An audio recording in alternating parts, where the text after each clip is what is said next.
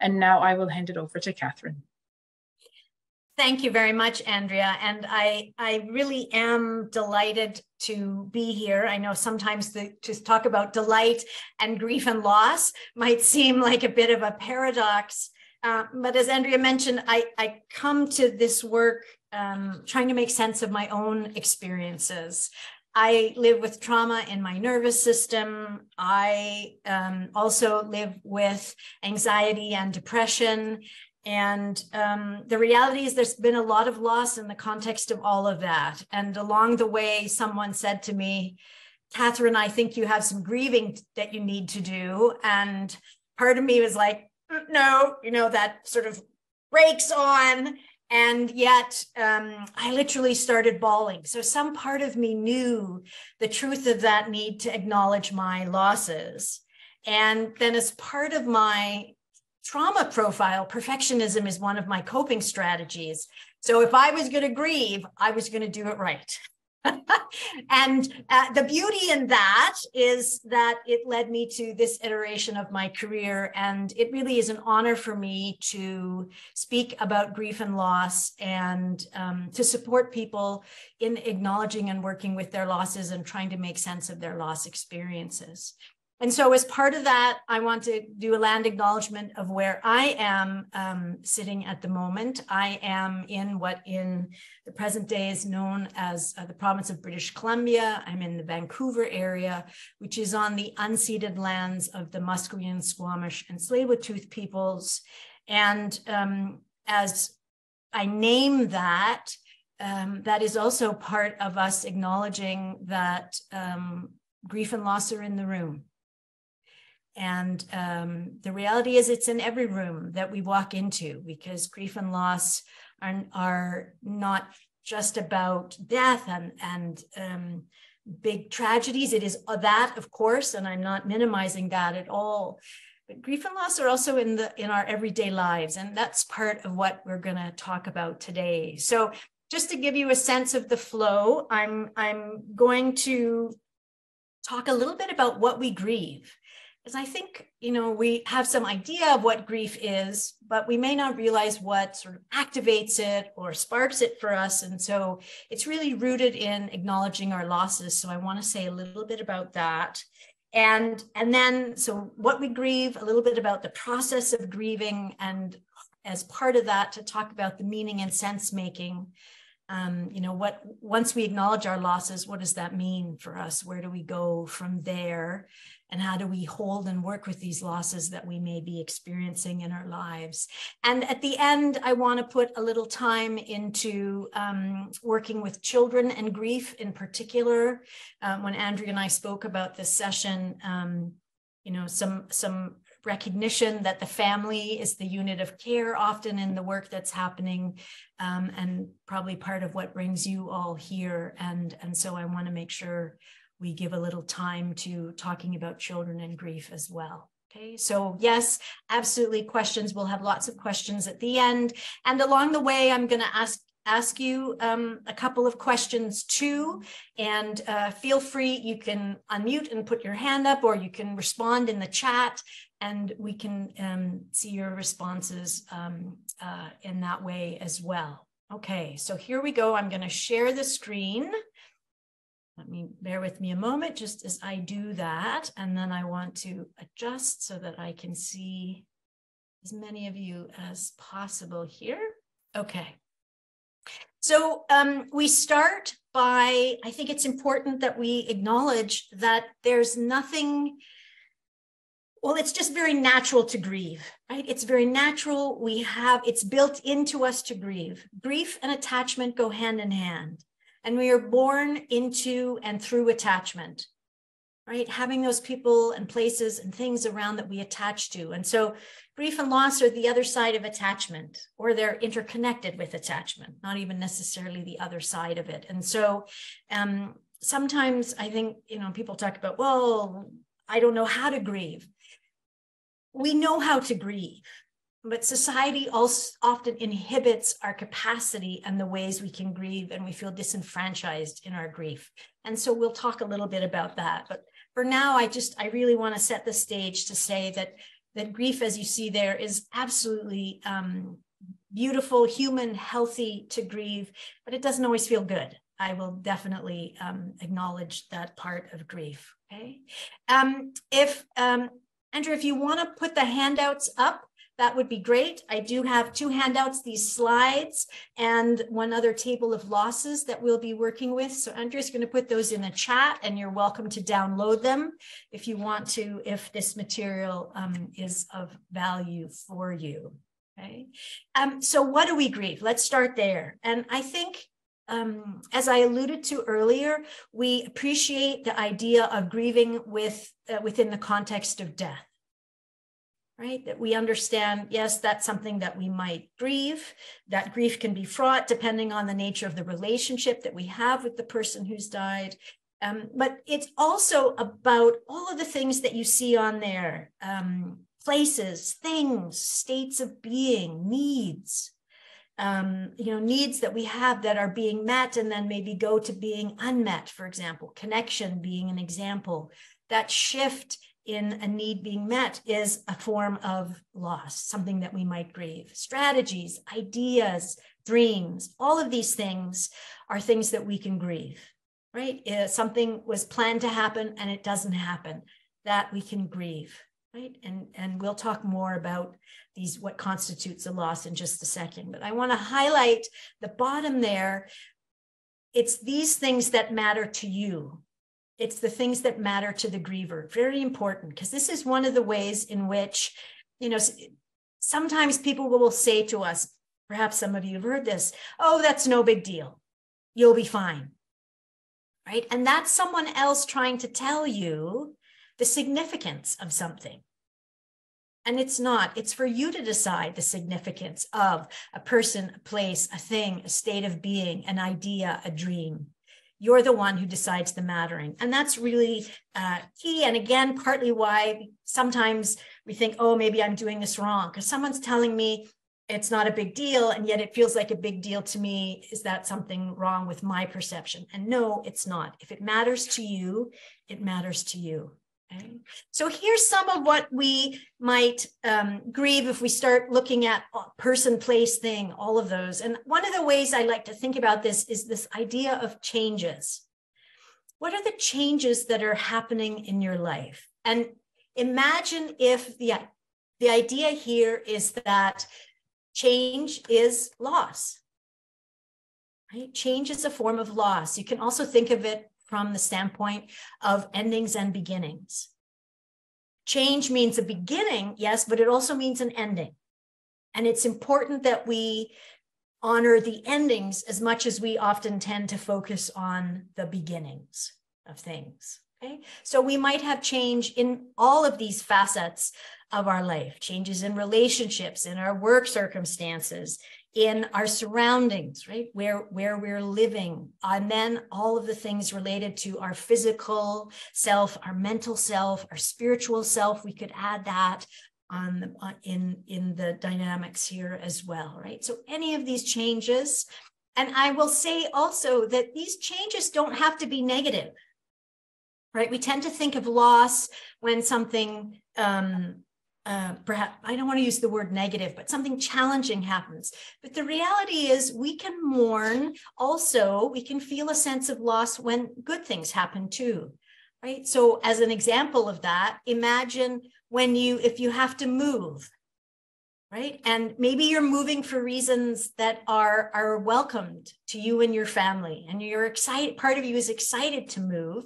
and maybe you're moving to a different city or a different community. So on one hand, there's this excitement. It is absolutely natural to mourn the place that you're leaving, right? Maybe it's the house that you're leaving. Maybe it's friends that you won't be able to see as often. So those are forms of loss too, right? Those are some kinds of endings. And yes, there's this welcome beginning, but it doesn't mean you won't experience some loss around those other things. So again, I think it's important that we recognize that we can grieve any sort of ending and part of a beginning in our life. So transitions, this is all about transitions. It's also about lost experiences. And by lost experiences, I mean those things that we had plans for, those things that in terms of transitions, we thought that were going to happen and never did. Right? COVID did a lot of this for us. If we think about our current sort of landscape and some of what we'd experienced, in the last few years, we didn't go on vacations. School didn't look the same. I can say for my niece who was in university, all of what she thought university was going to be about ended up being very different because of COVID. And there were lost experiences in that. Doesn't mean she didn't get her education, but it's okay for her to have mourned that COVID impacted what her experience was. And then with needs, as I mentioned this before, needs that are going from being met to unmet.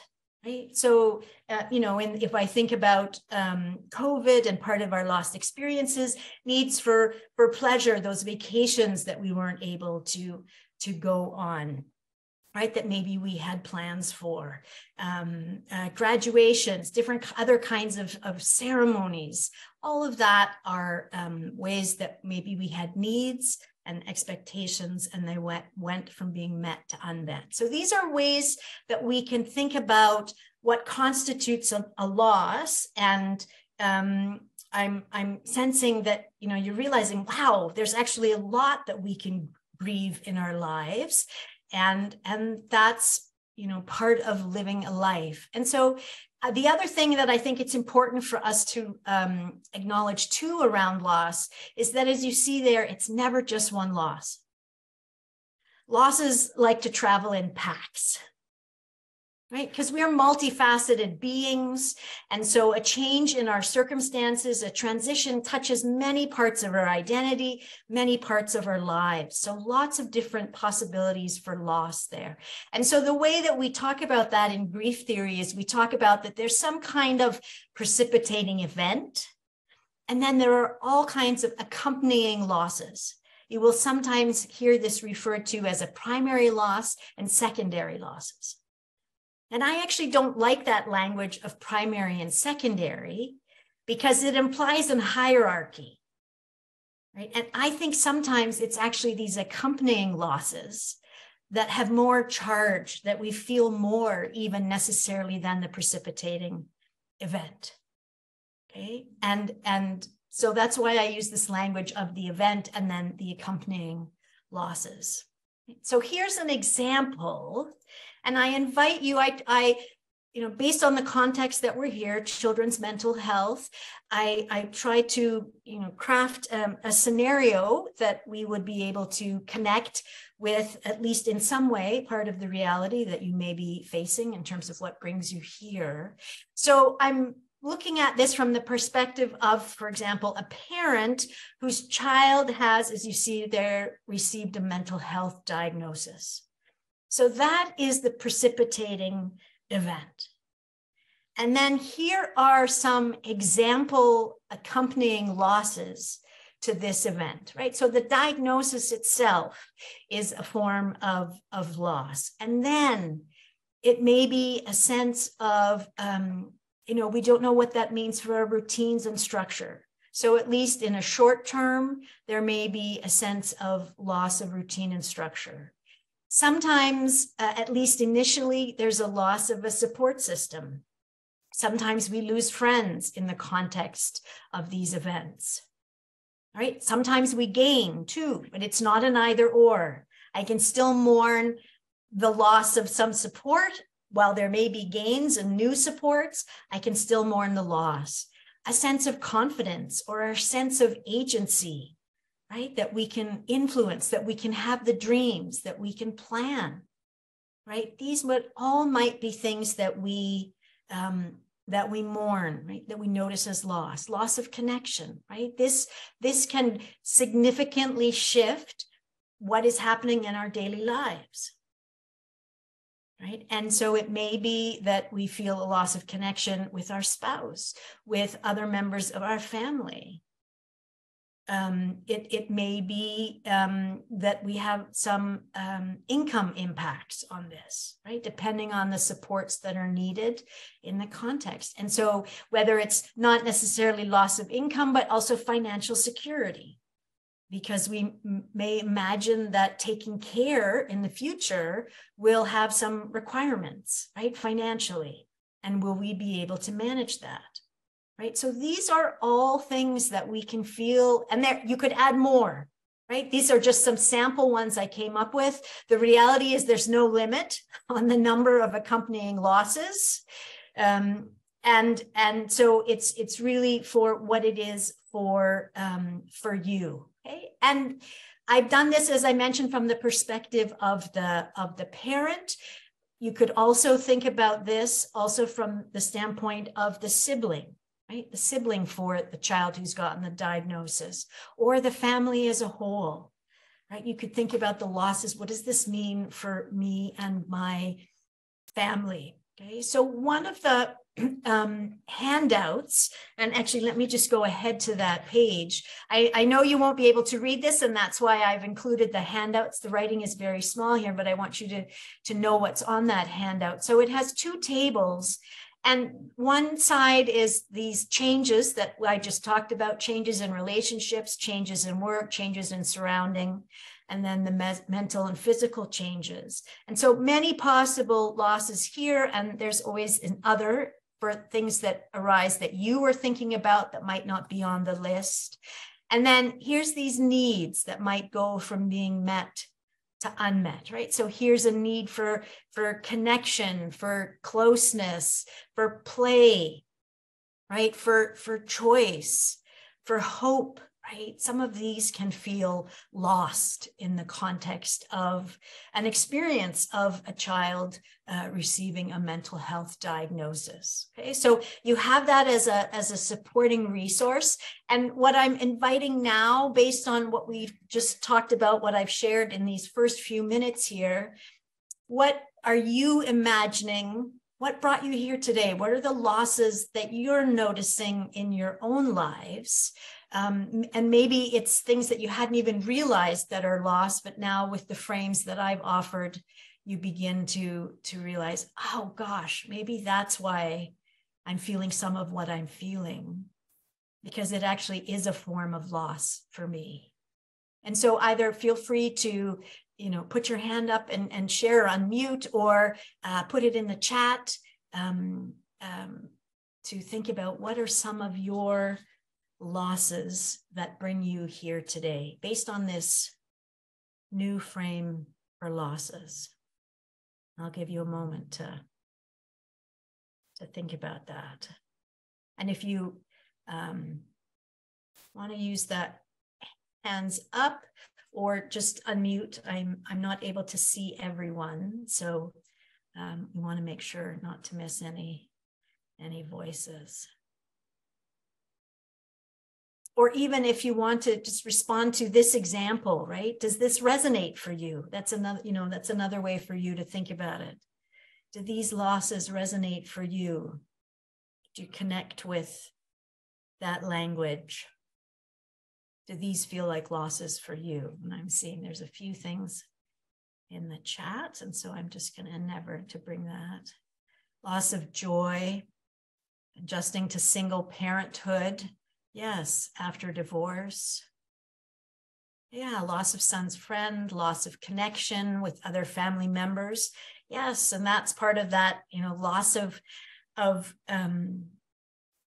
when people don't know how to be with what's happened, often in their own discomfort, they turn away, right? And it becomes a loss of support, loss of freedom.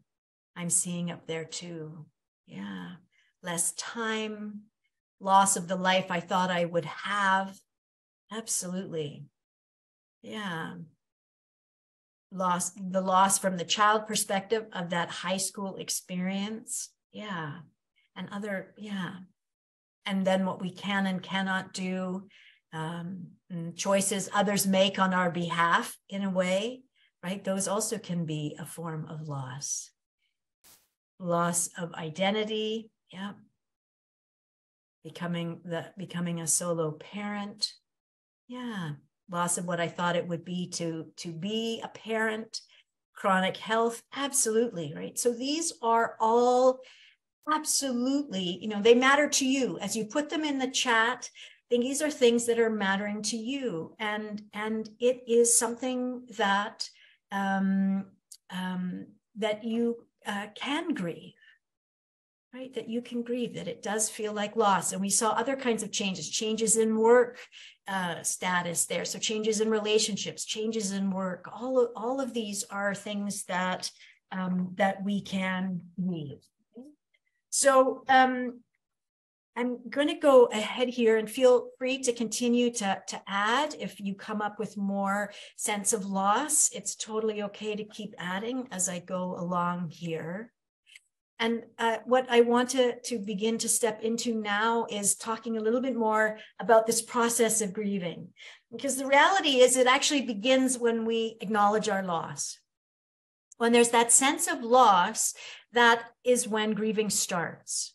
And some of that will be unconscious, right? We may not realize, if we didn't realize, now logically we have this new frame for losses. If we did not appreciate that, doesn't mean we weren't already grieving and feeling that already, right? And maybe it was some kind of, I like to call it a wiggle niggle in our heart or in our belly, that something just feels off, right? And that might be the sign that we're grieving. And now with some new awareness, we can bring even more a sort of purposefulness to it. So as I mentioned, grief is a natural thing, and it's a whole body thing.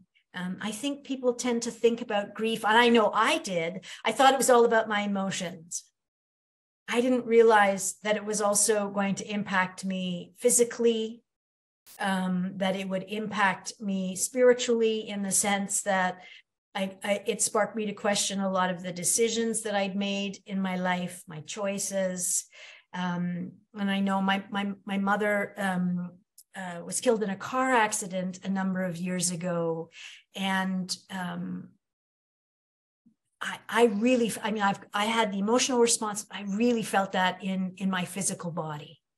I had immense back pain, headaches. It impacted my sleep.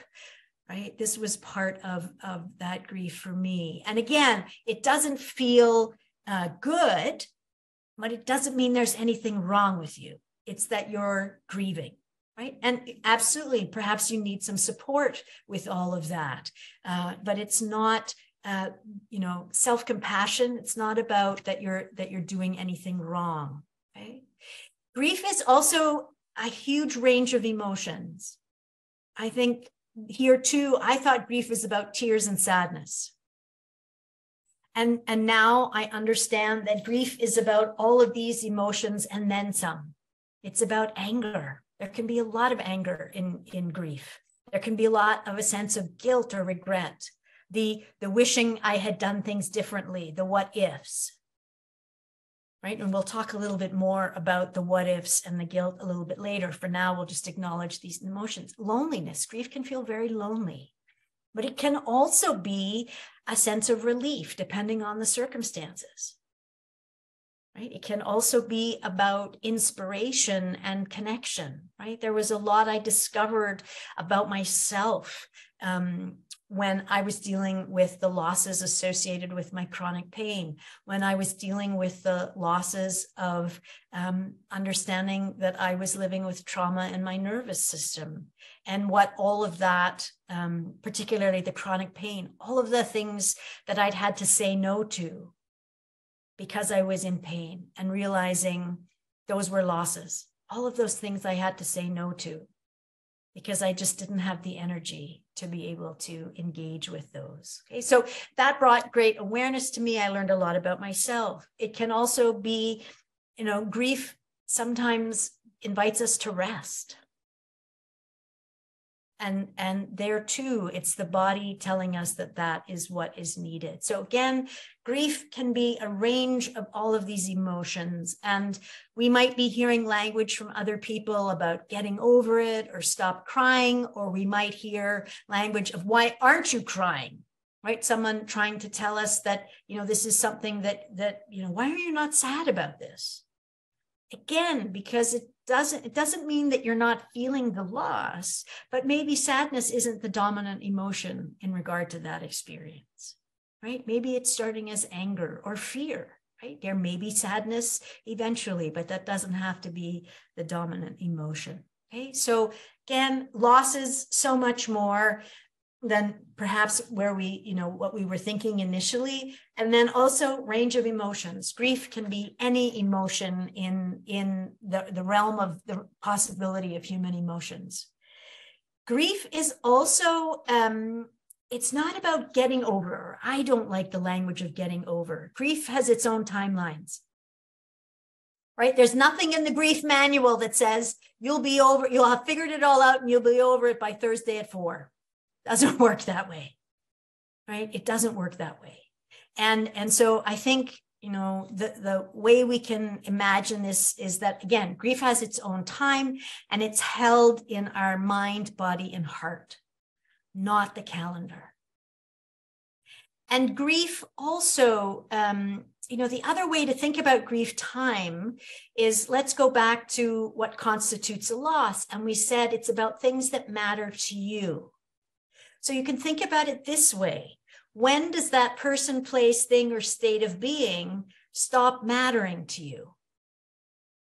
And if it doesn't stop mattering to you, then of course you will continue to grieve, right? You may not feel the same intensity of grief over the calendar time, but there might be moments when it wells up, or a significant event, a significant date. I know, how I now think about my mom in terms of, as time has passed, it's been over 6 years. It does feel very different for me. My chronic pain profile is also different. But there are times when I'm right back in it again, because my mother will never stop mattering to me. And, I'm in the same body. And even though I may not have the same kinds of pain as I've had before, now whenever I have pain, right, when something else happens, it sparks that sense of loss, and it takes me back to that place where the only place I could be was with my pain, right? And so it's not about the calendar. Okay? So grief time, it's very, very different. And I think that's important, because sometimes we're holding ourselves to a timeline. And the reality is that there's a lot of signals in the world, right? About if we're talking about bereavement, so if there's a loss by death, then it's about, bereavement leave policies. And, you get however many days, 2 days, 3 days, 20 days. But notice it's days, it's measured time, it's chronological time. And yet that's not how we process our grief. Okay. So the signals will be for you to get over and to, sort of have it on the calendar. But the reality is that's not how we hold it. Okay. So this journey of grief is very universal. We all experience grief. We all experience the sense of loss, because we all experience attachment. We all experience things, that people, places, and things that matter to us. And yet each of us will have our own unique experience. And it's because our attachments are unique too. Right? If we think about family relationships, parents, siblings, aunts, uncles, right? We have different kinds of attachments. We have, one way to think about this, again, tying into some of our recent experiences, we have all been in this experience of COVID. So it's been universal in that way, but we all haven't had the same experience of it. It's been very different. And grief is the same. Okay, so here is one model. There are many different models, but I wanted to give you something that sort of would give you a grounding on the different facets of what it means to grieve. And so grieving is a process. It's work. It may not be work. Again, it can be, if you're lying on the sofa and you're exhausted, that's still the work of grieving, right? If you need to be resting because grief has zapped your energy, that's still the work of grieving, right? These tasks of mourning. So I just wanted to give you one frame to think about it. And here, yeah, I've presented it in a circle because it's linear here, but it's not linear in its unfolding, right? It's loss that activates this process, yes, but we can be jumping from one to the other of these, and we'll be dipping into all of these as part of our grief journey, our grief process. Okay, so part of it is acknowledging the loss, which we've started to do. It's also about processing the pain, expressing those emotions, which we've also started to do, right? By acknowledging that there's many more emotions that we might be feeling that are part of our grief. And then it's about the coping and the adjusting and the adapting.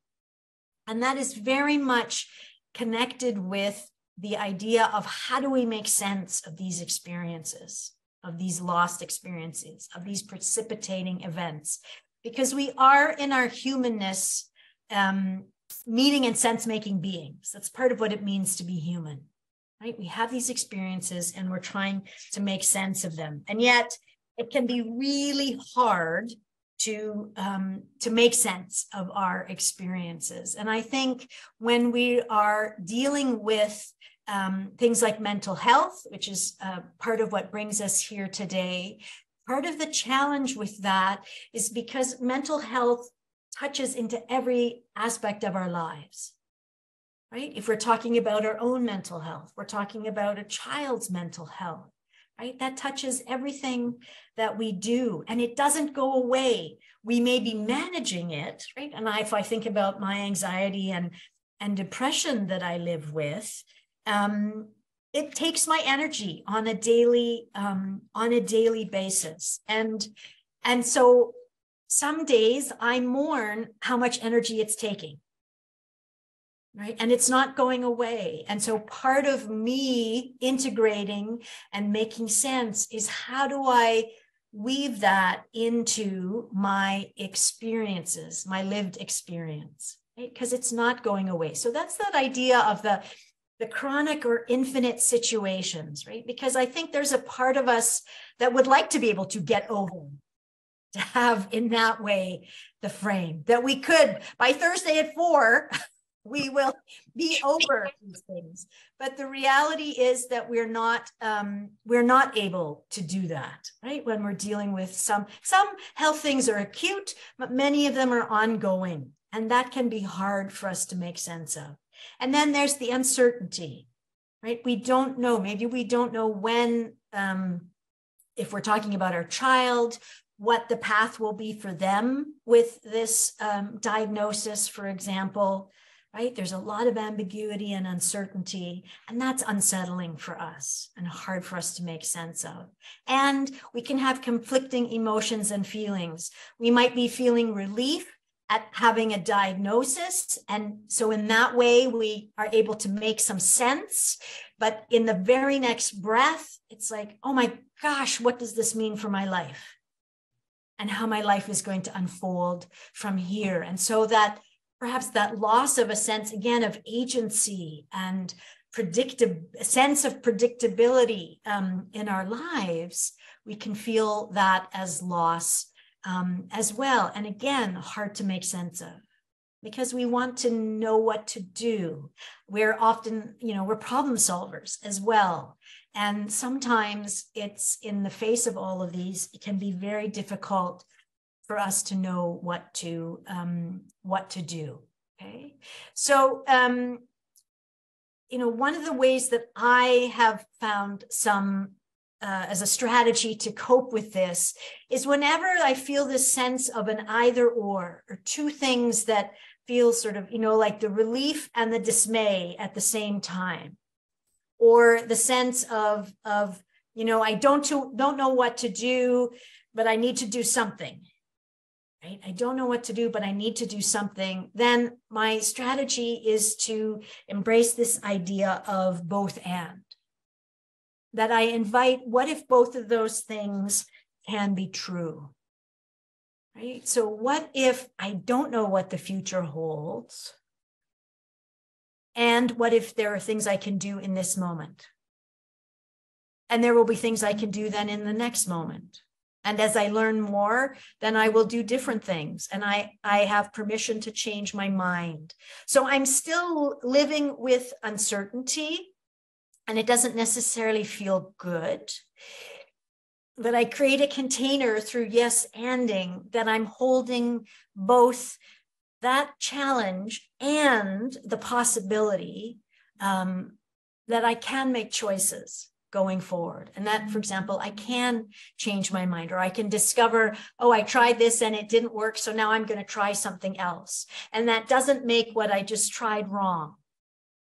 Right? But now that I've learned more things, I'm going to choose differently. And I might mourn too that I had invested time and effort in that first choice. But again, that doesn't make it a wrong choice. Right? It doesn't make it a wrong choice. So, the yes and gives us a way to hold both lost dreams and, as you see there, emergent possibilities. Right? And I like to think of the work that I do as a guardian of hope and possibility. Right? And I work at the intersection of pain and possibility.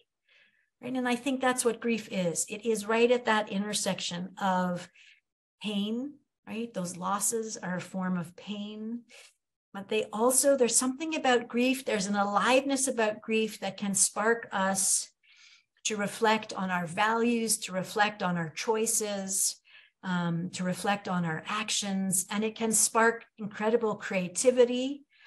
And so this is about practical hope. Sometimes it's about brutal optimism. Right? It's not about rainbows and unicorns. I'm not anti-rainbows. And I think unicorns are beautiful, magical creatures. But sometimes it's about grounding ourselves in the realities, right, of what it is that we are needing to process and work with. Right? So this idea of the both and, yes and, two things together and both being true.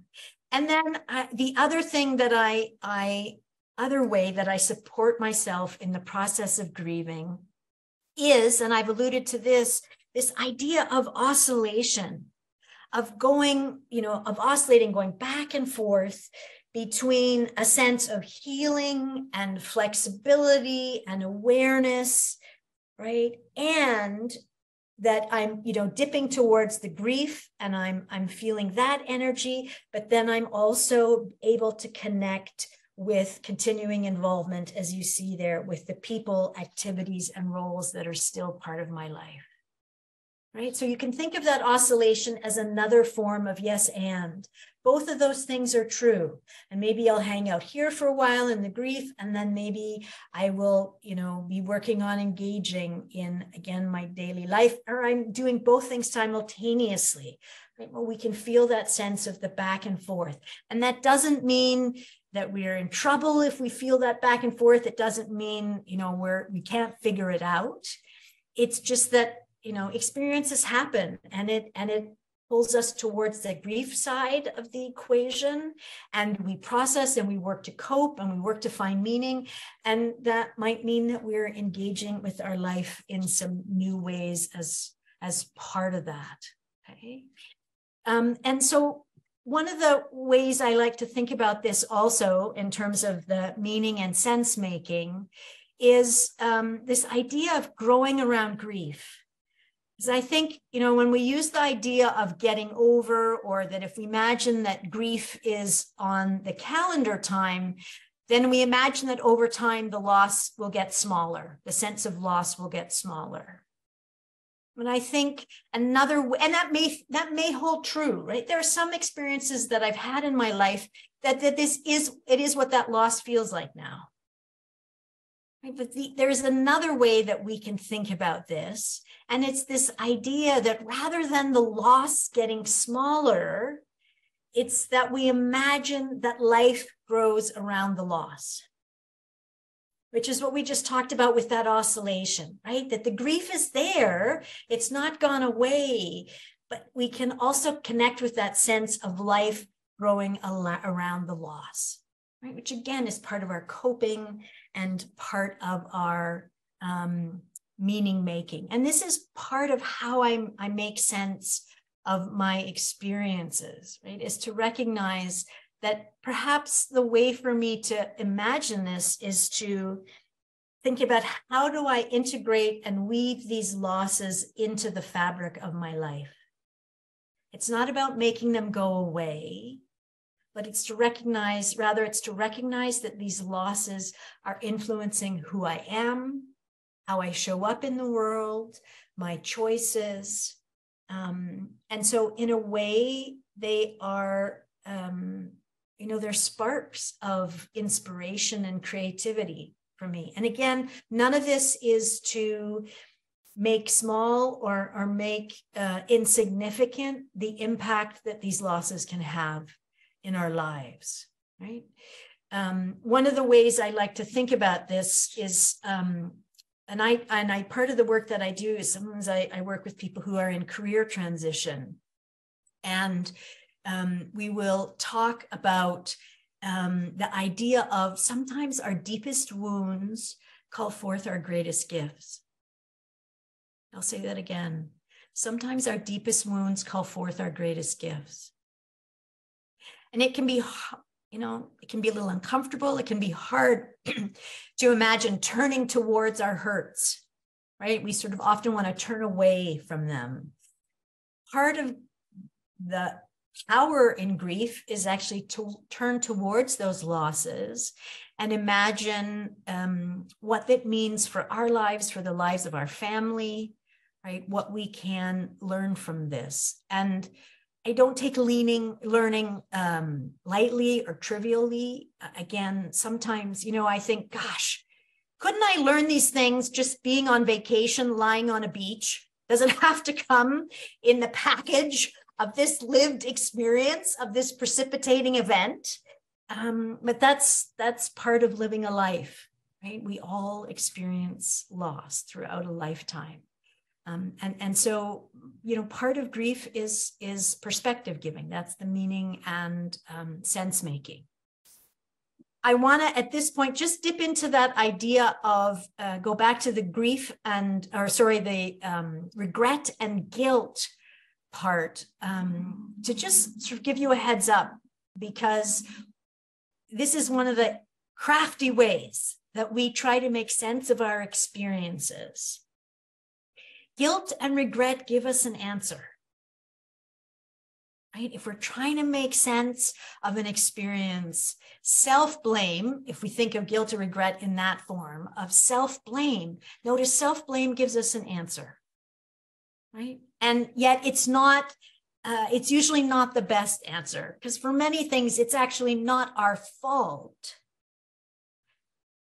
Yet we are very much trying to find a reason for why things are the way they are. And we can use self-blame as one of those reasons. It's an answer. It's a way to make sense of the experience. So I always invite, if there's a sense of guilt or regret, to think about it in that way. Gosh, okay, I'm blaming myself. Where is that coming from? And what might be kindness to self? Instead of self-blame, how might I spark self-kindness, self-compassion? And sometimes it's about purposefully thinking about all the things that you have done.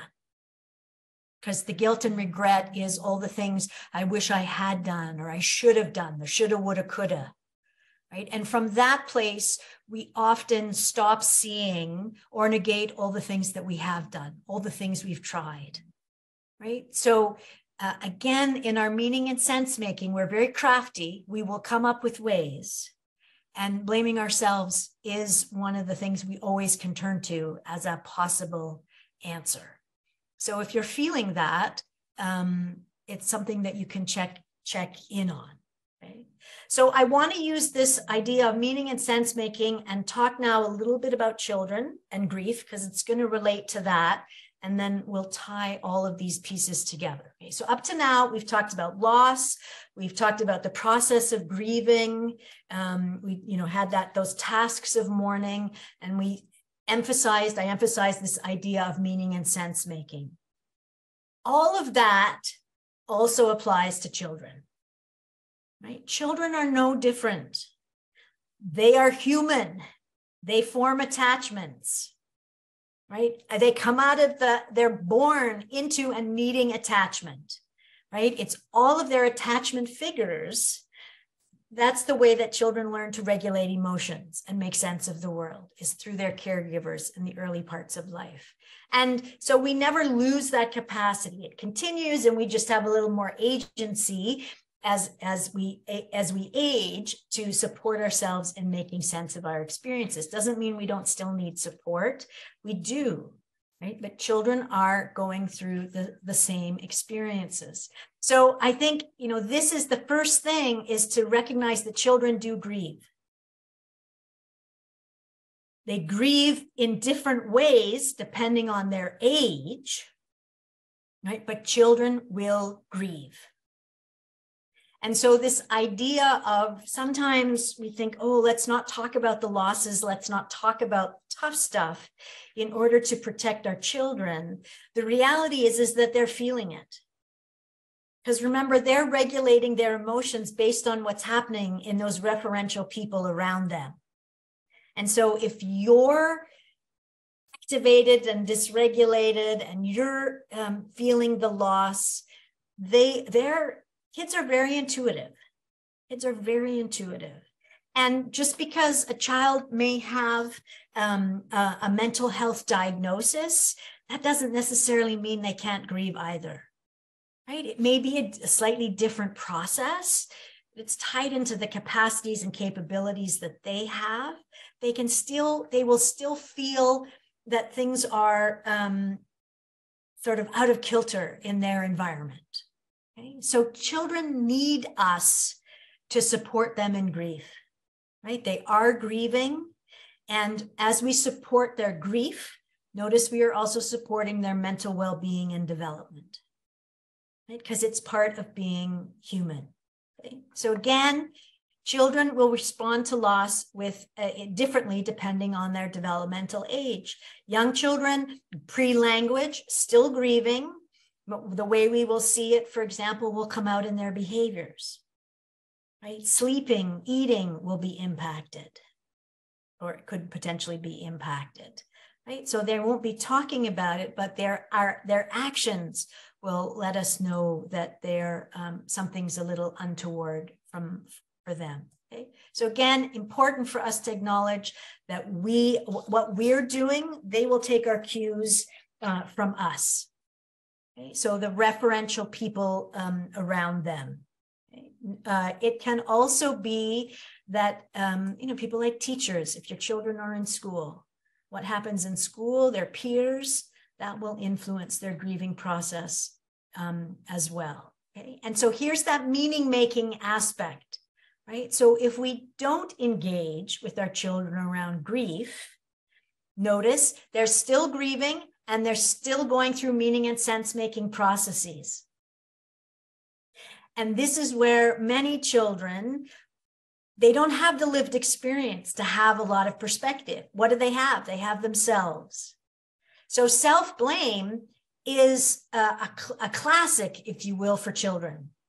If you think about divorce and children thinking, oh, it's my fault, right? That something happened to my parents. That's because they don't understand the complexity. They can't. They're 5 years old. They're 6 years old, however old they are. So where can they go? They need a way to make sense of this experience because they're feeling it too. So maybe it's that I did something wrong, right? Because they're learning about right and wrong. And so this is in part why it's really important that we work with our children around losses, because they need our support in making sense of our experience, of their experiences, okay? And so again, that meaning they come up with is not necessarily positively oriented, self-oriented, right? It may be that they think it's their fault, okay? The other thing to recognize with children is, their grief is going to look a little bit different. It's not about talk therapy necessarily. Yes, we can talk to our children, absolutely. But it also can come out in art, dancing, movement, sports, singing, storytelling, quiet time. All of this can support grief. And in this, I think we as adults can learn from children, right? I think we sometimes, in a way, burden ourselves with a sort of intellectual perspective on what it means to grieve. And so, to work in your garden and to be reflecting on your losses is absolutely grieving, right? So the process of grieving can happen in many, many forms, right? It's not just about talk therapy. You absolutely can talk to people, and peer support. You have peer support, absolutely, right? That's a way. Coloring, meditating, knitting, cooking, those can all be forms and ways that we can grieve, right? It's about our intention and how we approach those activities. So kids need all of that to reflect, to support them in their grieving process. Okay? This one, the cyclical nature of grief for children. I alluded to this for adults as well, in that idea of significant days and holidays and life experiences that bring forward previous losses. It's the same for children, and it's often tied to their developmental stages, right? So if a child experiences the death of a parent, for example, or the death of a sibling at 5, they will experience that again at 9, at 12, at different stages in their development, right? So they, when they have some experience where everyone else is doing it with an activity with their sibling, and they're not doing it with their sibling, and they're that much older and they have that experience, it invites them to reflect again on that loss. Right? So grief, this is again the idea that grief does not go away, right? It has its own timelines. Okay? So again, cyclical for adults, cyclical for children as well. And we know for children that it's linked to developmental stages and also the significant days and holidays and events that might spark that sense of loss again. Okay? So I think it's also really important for us to recognize that when we talk to our children about loss, when we have conversations about it, when we share the stories, again, we are helping them grieve. We're helping them integrate that into the stories of their lives. And we're supporting them make sense of these experiences. And it's about, dealing with the tough stuff of life. When we talk to our kids about things not going according to plan, and I recognize that can be very vulnerable, right? For an adult to sort of come forward with the sense of perhaps that you don't have it all figured out. You don't have to share all the details with your children, but to acknowledge things not going according to plan, or the visions or the dreams. It's helpful for our children throughout their lives. Okay. So just to, key to grief for all of us is that sense of safety, mattering, and belonging, right? That my losses are not disenfranchised. And the reality is, with many things around mental health, society still has a lot of judgments around mental health. And so we don't feel safe necessarily to speak to the loss that we might be feeling. It's still important, it's still necessary. And part of it is to find peer support groups and organizations where you feel that sense of safety, that sense of belonging, that sense of mattering, right? That sense of, yes, I'm having my own individual experience, but at the same time, the people around me can relate and connect with the kind of experience that I'm having, okay? So very important for all of us, our children too. And I just put a few questions here that you could spark in a family conversation if you happen to be in a circumstance where you have children and you're wanting to support them. These may feel not quite the right way to say it. I invite you to use your own wording for these in your family and for the age of your child. But it's this idea of, again, acknowledging that we're going to have feelings. And what has it been like for you? Right. So if we're talking about a sibling who, a child whose sibling has had the diagnosis, right, of a mental health diagnosis, what's it been like for them? Because they're grieving too, right? What sorts of things have you been thinking about since you learned about your brother's, sister's diagnosis? And to let them know that they're seen, because sometimes too, the loss for the sibling of a child who has a diagnosis is that they can feel like they're lost, that they're not seen, right? That they're not getting the attention, that the attention is going elsewhere. And in part it is. We can be purposeful then of letting them know that we still see them by checking in with how they're doing. And all of these kinds of questions support their grieving process. Okay, so that's been a quick sort of look at the landscape of grief. Again, we began with this idea of there's so much that we might feel as loss in our body, our mind, physically, spiritually, mentally. Grief is natural. It's going to spark a significant process for us. And it's very natural, normal, human, and healthy. And children are going through the same process. It just might look a little bit different. Okay, so I'm going to stop there. And I know I've covered a lot of territory.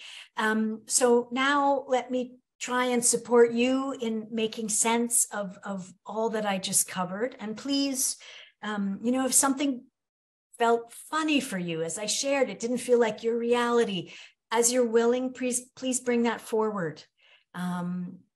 Because, I tried to share things that I hoped would resonate, but it's okay if it feels a little different, right? Take what works and leave what doesn't. So questions, comments? Sorry, Catherine, I just wanted to say, I'm going to stop the recording just to allow for some privacy, but thank you so much for all that you've shared.